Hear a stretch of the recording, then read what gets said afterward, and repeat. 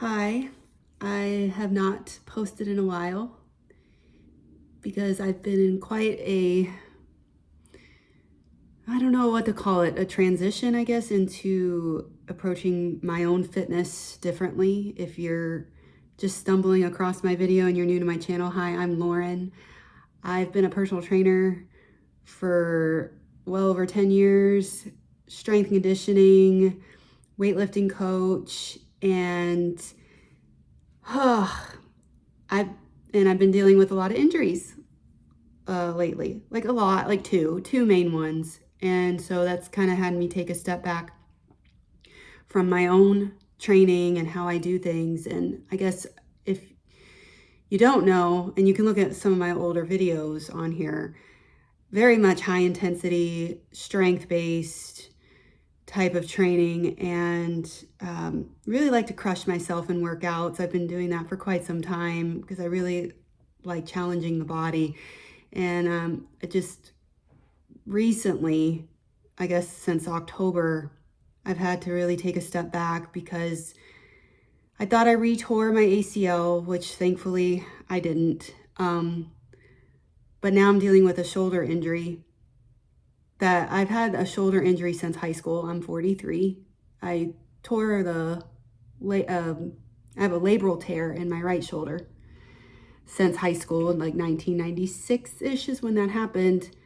And so anyway, I wanted to get on here though because I just in my dealings with my own injuries and researching how to rehab it on my own, I don't take every mean thing I've said about AI back completely. I think we need to be careful about AI and how we use it. But there is this area of AI that I am now seeing could be really beneficial if you're dealing with an injury. And I'll give you my quick story of this shoulder injury. It was bad when it happened. This was about 4 weeks ago. I was doing like some back bend yoga type moves, handstand stuff on a already unstable shoulder from a labral tear.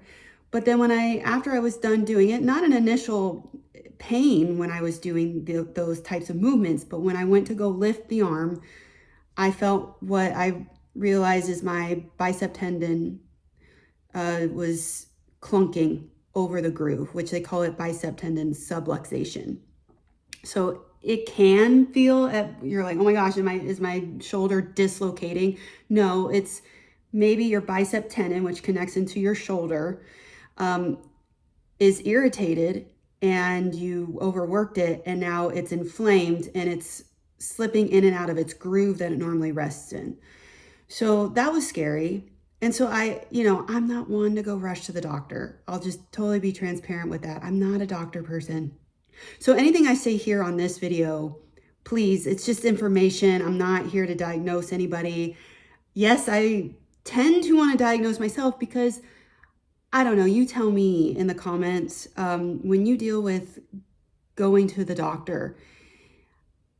Fortunately, I live in a huge city. I live in Phoenix, and I was able to get seen by a physician assistant who works for an orthopedic surgeon, who assists an orthopedic surgeon, right? And so I got in like right away. But it takes a lot for me to make an appointment, is what I'm saying. And so I was that concerned about this shoulder that, oh my gosh, I really screwed something up and I'm gonna have to get surgery. My mind immediately went there. And I'm still, I'm not in the 100% clear. And I'm going to share with you what I've been doing with ChatGPT. But anyway, so I went to the physician assistant. She was cool. She was friendly, but I only saw her for like 5 minutes at most. Of course, they took an x-ray. They have to do that, even though I knew the x-ray wasn't going to show anything. She then, kind of listened to at that time I already done research of what could possibly be going on. I told her that I had a labral tear already. But then I told her I feel like the bicep tendon is doing the subluxation stuff. And with that could be a possible rotator cuff tear. Well, so she's like, didn't do any tests on me, like any manual tests, like moving my arm or externally rotating it. She just said, okay, I want to get an MRI. And I'm like, okay, sweet, let's get an MRI, let's do it. I'd rather look into it because the way where was I? Dog started barking. Okay. So, the reason why I immediately did the whole make an appointment, get an MRI thing is because I didn't do that when I tore my ACL, which was really bad. I completely tore my ACL and didn't go to the doctor right away. Actually waited 3 months walking on it. Then finally there was no, and I wasn't really doing any true rehab for it. There was no rehab plan that I was following. I was just trying to work around the injury, trying to convince myself I wasn't that injured. Things didn't improve, obviously. Walking around on a completely torn ACL, I felt really unstable still in the knee and had pain and swelling and tightness. And so I stopped being an idiot and went to the doctor. And the doctor was like, yeah, after the MRI, it's completely torn. I do recommend surgery for that. And I did get surgery. And I'm glad I did because it was really unstable. To not have that ligament, I don't know if you know what an ACL is or any of you watching this have been through the same thing. You kind of need that ligament to attach your femur to your tibia because when you try to do lateral movements, and I'm an active person, I love being active. It's part of my job. I just love moving and I like going hiking. And what really convinced me to get surgery was we tried to go hiking and I was holding on to my husband for dear life. And I'm like, this is stupid. This sucks. I just need to, suck it up and get surgery. So anyway, so my ACL has kind of scarred me in that way, that experience of like, oh gosh, I'm gonna have to get surgery for the shoulder because I've screwed it up. Well, in doing some research, it's like, hold on, they want you to try conservative treatment first, meaning physical therapy, rehab it, see if it improves on its own without jumping straight to surgery. And so when she ordered the MRI and I thought I was gonna get the MRI. Well, I'm learning these things as they come up in the old healthcare industry with insurance. Insurance did not approve the MRI.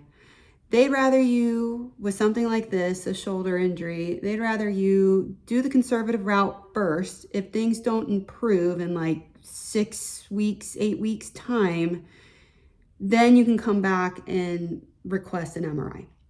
So that's where I'm at. So, because I saw the physician assistant the week that I injured it. So that was 4 weeks ago.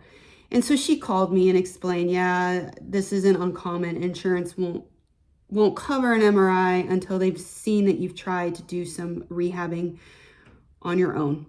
And I'm thinking, man, it's good that I'm a personal trainer and I've worked in fitness for all these years and I actually like looking into this stuff and I've helped my own clients with stuff like this, with injuries, with rehabbing their own injuries and pain management.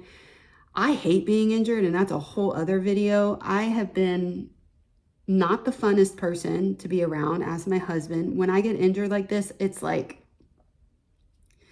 end of the world crap. It just, yeah.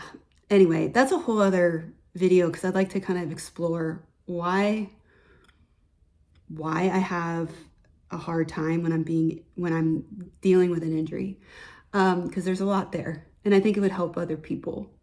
But anyway, I want to talk about what I've been doing on my own and how I've been navigating that, because I'm thinking there are so many people probably in the same boat, and I see it on YouTube.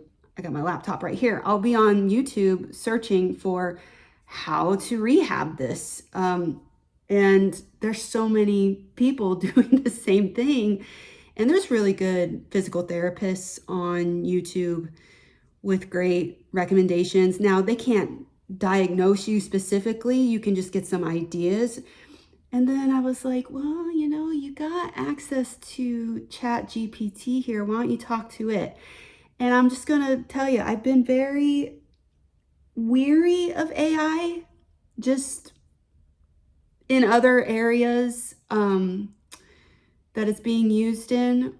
But I'm on it right now, talking to Chat GPT about how my shoulder rehab has been going, because it wrote me a rehab plan. And after I explained to it all of my symptoms, my medical history with this shoulder, and from all the research I did on my own before going to like AI, by watching YouTube videos, listening to podcasts of doctors and physical therapists, all that, reading articles, I then go to ChatGPT and explain the situation, and it asked me some questions, and it gave me a highly likely diagnosis. Again, it's going to say, I'm not telling you this is exactly it, without imaging. Maybe there's something else going on. But what it gave me as a highly likely diagnosis, I think is so beneficial and pretty spot on. Again, because I've already done research and I've been reading like crazy about the shoulder and the anatomy of the shoulder and the different muscles and the different components of the shoulder, that its diagnosis of me makes complete sense. And so I guess I would say with AI, you got to do some work on your end, and you got to know what you're talking about when you go to AI with like a medical issue, is what I guess what I'm trying to say here. It's like you need to know some, and I'm going to say specifically within injuries. Say you have a knee injury, say you have an acute injury, like chronic pain. Say you've been having chronic back pain, maybe get on ChatGPT and start talking to it about your symptoms, about what your experience, but it's been degenerative. It's been something you've been dealing with over a long period of time. But if you have an acute shoulder injury, acute knee injury, ankle, because you're an active person and whoops, you did something a little too much and now you're dealing with an injury, going to ChatGPT and explaining that, I'm not saying it's going to take the jobs of physical therapists or doctors, but think about your experience with the healthcare model in getting an appointment, going to that appointment, being seen in like 2 seconds and not getting any answers, and then they have you chase your tail on something. I'm just saying, and this is past experience of mine and what I've heard from other people when it comes to getting medical care. There's something to this, and I know I'm not the only one that has realized what ChatGPT or AI can really be beneficial when it comes to giving you the resources and tools to take care of yourself and not 100% rely on the healthcare industry, doctors, all that, and going to appointments when you can maybe, within reason, like if you chop your arm off, go to the doctor, go to the ER. But there's something interesting about AI, and I don't know everything about AI and ChatGPT. Like I've said, I've been kind of like, about it. But I'm just I'm an old fuddy-duddy like that. But anyway, I guess some guidance with ChatGPT or any kind of AI that you want to talk to about your injury, I would do it. I would get on there, and actually you can even upload, if you do end up getting an MRI, you can upload the results to ChatGPT and it will translate it for you, which that's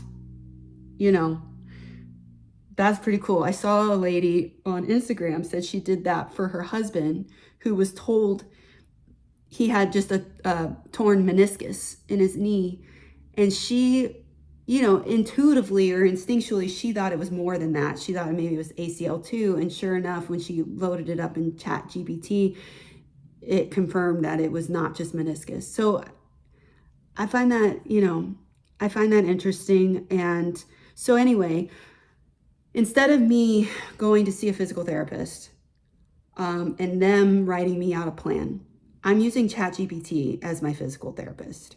And it is pretty freaking cool. It's really cool. And again, I have a background in this stuff, so I know what to ask. I know kind of when it tells me what to do, I'm like, okay, that makes sense. Because I've done so much research over the years for my own clients who are dealing with an injury or a chronic issue.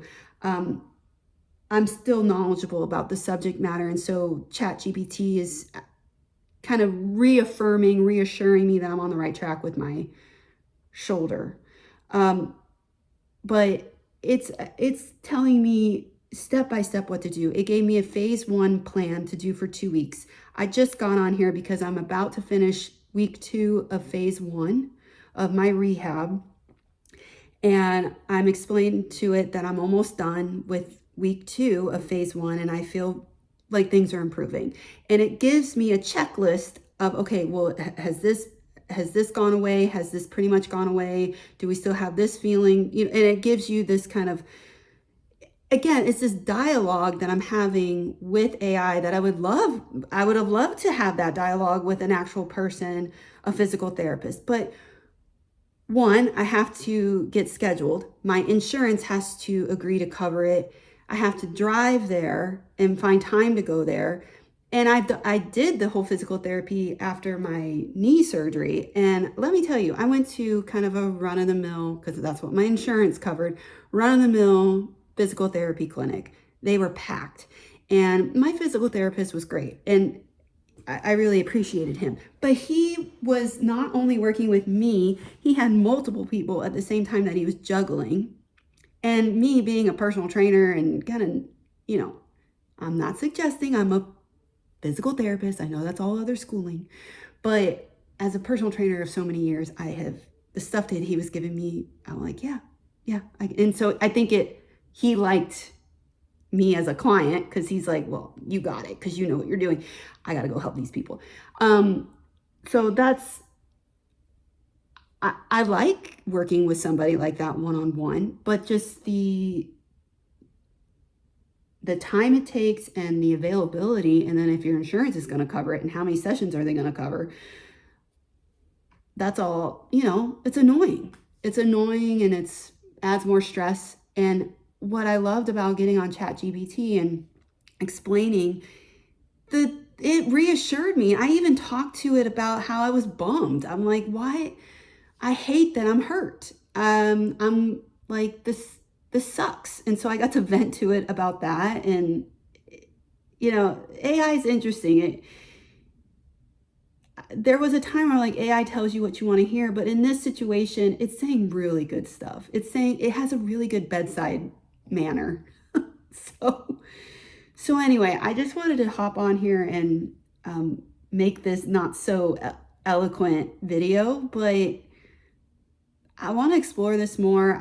I'm still early on the rehab process of my shoulder. My shoulder is improving, and I'm really interested to see. So now it just gave me a phase 1.5 bridge to phase 2, because it said, based on my report of how it's been going these past 2 weeks with phase 1, it